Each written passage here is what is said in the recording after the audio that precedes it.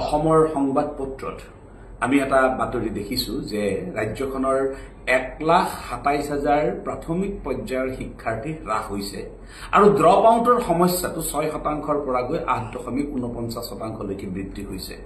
আৰু দেখা গৈছে যে শিক্ষকৰ মান নিৰূপণৰ কাৰণে ৰাজ্য চৰকাৰে এটা ব্যৱস্থাৱলী গ্ৰহণ কৰিছে। আমি শিক্ষকৰ মান নিৰূপণৰ এই ব্যৱস্থাৱলীক স্বাগতম জনোৱাৰ পিছতো আমি কম যে পৰোক্ষভাৱে এই ছাত্ৰ ছাত্ৰীৰ হ্ৰাস হোৱাৰ কাৰণটো শিক্ষক বুলি ক'ব খোজা হৈছে নেকি। কিন্তু বাস্তৱত আমি কি দেখিছো যে যোৱা প্ৰায় 2016 চন মানৰ পৰা এতিয়ালৈকে আমি দেখিছো যে প্ৰতিটো বছৰতে শৈক্ষিক দিশত পাঠ্যক্ৰমৰ পাঠদানৰ কাৰণে শিক্ষকসকলৰ হাতত যথেষ্ট সময় কমি যায়। পাঠ্যক্ৰমৰ পাঠদান কৰা নহয়, এই কাৰণেই নহয় যে শৈক্ষিক দিনপঞ্জীখন কৰবাত পৰি থাকে আৰু নতুন নতুন নিৰ্দেশনাৰে উৎসৱ উদযাপন আৰু প্ৰশিক্ষণ আদিৰ জৰিয়তে গোটেই ব্যৱস্থাৱলীখিনিক এটা নতুনকৈ নিয়ন্ত্ৰণ কৰা হয়। শৈক্ষিক দিনপঞ্জীত কৰবাত পৰি থাকে। আমি যোৱা আগষ্ট মাহৰ পৰা দেখিছো FLN training, ECCE training, SMC training, স্বচ্ছতা পখেক আদি 100 কাৰ্যসূচীৰ উপৰিও এতিয়া অহা 21 তাৰিখৰ পৰা হবলগীয়া মান নিৰূপণৰ সময়ছোৱাতো আমি দেখিছো যে গোৱালপাৰা জিলাত তেতিয়াও প্ৰশিক্ষণ দিয়া হৈছে। আমি দেখিছো যে আজি কিছুদিন আগতে ECCE প্ৰশিক্ষণৰ কাৰণে বিশ্বনাথ জিলাৰ ছাত্ৰ ছাত্ৰীসকলক SMCৰ মানুহৰ হাতত অৰ্পণ কৰি হলেও বিদ্যালয়ৰ পৰা গৈ প্ৰশিক্ষণ অংশগ্ৰহণৰ কাৰণে কোৱা হৈছে। আমি বিগত বছৰত দেখিছিলো যে পৰীক্ষা বন্ধ কৰি হিতাধিকাৰী নিৰ্বাচনৰ কামত শিক্ষকসকলক লগোৱা হৈছে।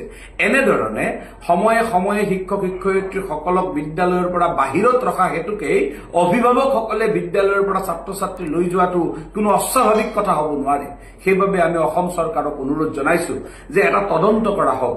বিগত 3টা বছৰত শৈক্ষিক দিনপঞ্জীৰ বাহিৰেও কিমান নিৰ্দেশনা প্ৰকাশ কৰা হ'ল, কিমান নিৰ্দেশনাৰে শিক্ষক শিক্ষয়িত্ৰীসকলক বাহিৰত ৰখা হ'ল, এই গোটেই কথাটো এটা পৰীক্ষা হ'ব লাগে। তাৰ কাৰণে এখন সমিতি বনোৱাৰ কাৰণে আমি ৰাজ্য চৰকাৰক অনুৰোধ জনাইছো। আনহাতে চৰকাৰী পৃষ্ঠপোষকতাত চৰকাৰী খৰচত বেচৰকাৰী শিক্ষানুষ্ঠানত শিক্ষা দিয়াৰ কাৰণে যি পৃষ্ঠপোষকতা কৰা হৈছে, ইতিমধ্যে অসমৰ সদনত মাননীয় শিক্ষামন্ত্ৰী ডাঙৰীয়াই কৰা ঘোষণা অনুসৰি প্ৰায় 2000তকৈ বেছি বিদ্যালয়ত 25% ছাত্ৰ ছাত্ৰীক নামভৰ্তি কৰোৱা হৈছে। এই ব্যৱস্থাৱলীৰ আমি পৰিৱৰ্তন বিচাৰিছো, কাৰণ চৰকাৰী খৰচত বেচৰকাৰী শিক্ষানুষ্ঠানত যদি পৃষ্ঠপোষকতা কৰা হয় তেনেহলে নিশ্চিতভাৱে চৰকাৰী শিক্ষানুষ্ঠানৰ ছাত্ৰ ছাত্ৰীৰ সংখ্যা হ্ৰাস কৰাৰ ক্ষেত্ৰত চৰকাৰী উদগনি জনোৱা হ'ব। আমি অনুৰোধ জনাম এখন সমিতি বনাই শিক্ষক শিক্ষয়িত্ৰীসকলে কেনেধৰণে পাঠ্যক্ৰমৰ পাঠদান কৰাৰ পৰা বঞ্চিত হৈছে তাৰ এক তথ্য ৰাজ্য চৰকাৰৰ শিক্ষা বিভাগে গ্ৰহণ কৰক, যাতে অদূৰ ভৱিষ্যতে ৰাজহুৱা শিক্ষানুষ্ঠানসমূহৰ সুৰক্ষিত হোৱাৰ ক্ষেত্ৰত সুবিধা ওলায়।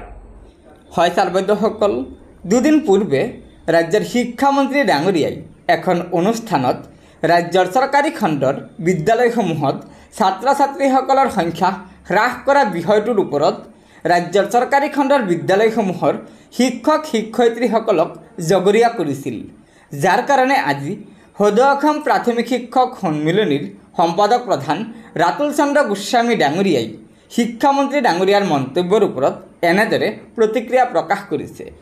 ৰাতুল চন্দ্ৰ গোস্বামী ডাঙৰীয়াই মন্তব্য আগবঢ়াই কৈছে যে বৰ্তমান সময়ত ৰাজ্যৰ চৰকাৰী খণ্ডৰ বিদ্যালয়সমূহত ছাত্ৰ ছাত্ৰীসকলৰ সংখ্যা হ্ৰাস পোৱা বিষয়টোৰ ওপৰত আমাৰ ৰাজ্য চৰকাৰ জগৰীয়া, কিয়নো ৰাজ্য চৰকাৰৰ শিক্ষা বিভাগে আমাৰ ৰাজ্যৰ চৰকাৰী খণ্ডৰ বিদ্যালয়সমূহৰ শিক্ষক কৰ্মচাৰীসকলক অনবৰত প্ৰশিক্ষণত ব্যস্ত ৰাখে, যাৰ কাৰণে ৰাজ্যৰ শিক্ষক কৰ্মচাৰীসকলে ছাত্ৰ ছাত্ৰীসকলক সুস্থিৰভাৱে সময়মতে পাঠদান কৰিব নোৱাৰে, যাৰ কাৰণে ৰাজ্যৰ ছাত্ৰ ছাত্ৰীসকলৰ অভিভাৱকসকলৰ চৰকাৰী বিদ্যালয়ৰ প্ৰতি আস্থা দিনক দিনে নাইকিয়া হৈ গৈছে আৰু চৰকাৰী খণ্ডৰ বিদ্যালয়সমূহত ছাত্ৰ ছাত্ৰীসকলৰ সংখ্যা হ্ৰাস পাবলৈ ধৰিছে। সেয়েহে সম্পাদক প্ৰধানে শিক্ষামন্ত্ৰী ডাঙৰীয়াক আহ্বান জনাইছে যে ৰাজ্যৰ শিক্ষক কৰ্মচাৰীসকলক সুস্থিৰভাৱে পাঠদান কৰাৰ এটা পৰিৱেশ গঢ়ি তুলিব লাগে।